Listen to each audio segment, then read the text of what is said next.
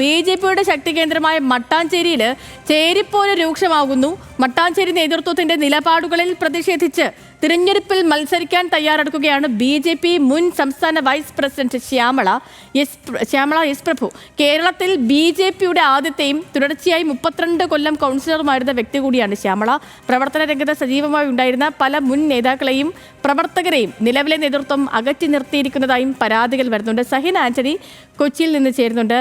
സഹിനെ, good morning. ഇപ്പോൾ തിരുവനന്തപുരത്തും കൊല്ലത്തുമൊക്കെ കോൺഗ്രസിനുള്ളിലാണ് പൊട്ടിത്തെറികളും ചീറ്റലുകളും ഒക്കെ അല്ലെങ്കിൽ പിണക്കങ്ങളും ഒക്കെയും ഉള്ളതെങ്കിൽ കൊച്ചിയിലേക്ക് വരുമ്പോൾ, മട്ടാഞ്ചേരിയിലേക്ക് വരുമ്പോൾ ബി.ജെ.പിക്കുള്ളിലാണ് പ്രശ്നം.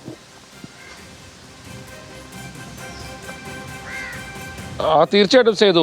കൊച്ചി നഗരസഭയെ സംബന്ധിച്ചിടത്തോളം ഇത്തവണ ബി.ജെ.പി 10 സീറ്റെങ്കിലും കുറഞ്ഞത് പിടിച്ചെടുക്കുമെന്നുള്ള വാശിയിലായിരുന്നു ബി.ജെ.പി. പക്ഷേ എറണാകുളം ജില്ലയിലെ ബി.ജെ.പിയിൽ വലിയ പൊട്ടിത്തെറി ഉണ്ടാവുന്നു. ജില്ലാ നേതൃത്വത്തിനെതിരെ ഒരു വിഭാഗം രംഗത്ത് വരുന്നു എന്നുള്ളതാണ് മനസ്സിലാക്കേണ്ടത്. ഇതിൽ തന്നെ മട്ടാഞ്ചേരി എന്ന് പറയുന്നത് ബി.ജെ.പിയുടെ ശക്തി കേന്ദ്രമാണ്. കൊച്ചി നഗരസഭയിൽ ആകെ 5 സീറ്റുകളാണ് ബി.ജെ.പിക്കുള്ളത്. ഇതിൽ 2 സീറ്റുകൾ പശ്ചിമ കൊച്ചി, അത് പ്രത്യേകിച്ചും മട്ടാഞ്ചേരിയിലാണ്. ചെർളായിലും മട്ടാഞ്ചേരിയിലുമാണ് 2 സീറ്റുകളുള്ളത്. അവിടെയാണ് വിമതശല്യം വന്നിരിക്കുന്നത്. അങ്ങനെ ചെറിയ ആളൊന്നുമല്ല വിമതയായി എത്തിയിരിക്കുന്നത് എന്നുള്ളതും ശ്രദ്ധേയമാണ്.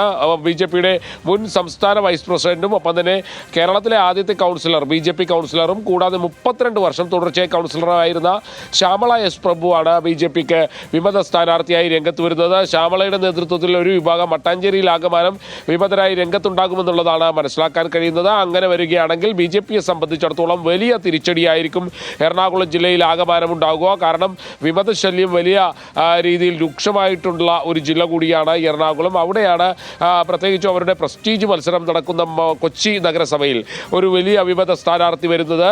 ആ സ്ഥാനാർത്ഥി വരിക മാത്രമല്ല, അവർ മത്സരരംഗത്തേക്ക് എത്തിക്കഴിഞ്ഞാൽ സ്വാഭാവികമായും മറ്റ് ഡിവിഷനുകളിലും വിമത സ്ഥാനാർത്ഥികൾ ബി.ജെ.പിക്ക് ഉണ്ടാകാനുള്ള സാധ്യത തള്ളിക്കളയാൻ കഴിയില്ല.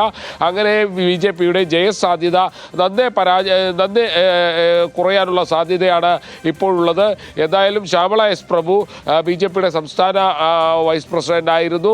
അവർ സംസ്ഥാനത്തെ ആദ്യത്തെ കൗൺസിലറായിരുന്നു. 32 വർഷം തുടർച്ചയായി കൊച്ചി നഗരസഭയിൽ കൗൺസിലറായിരുന്നു എന്നുള്ള ഒരു റെക്കോർഡ് കൂടി അവർക്കുണ്ട്. അതും ബി.ജെ.പിയുടെ കൗൺസിലറായിരുന്നു എന്ന വലിയ റെക്കോർഡാണ് അവർക്കുള്ളത്. ആ സ്ത്രീ തന്നെ ഇപ്പോൾ വിമതയായി രംഗത്ത് വരുന്നു എന്നുള്ളതാണ് ശ്രദ്ധേയം. സേതു. ഓക്കെ സഹിൻ, ശരി. അപ്പൊ അതാണ് കൊച്ചിയിലെ കാര്യം.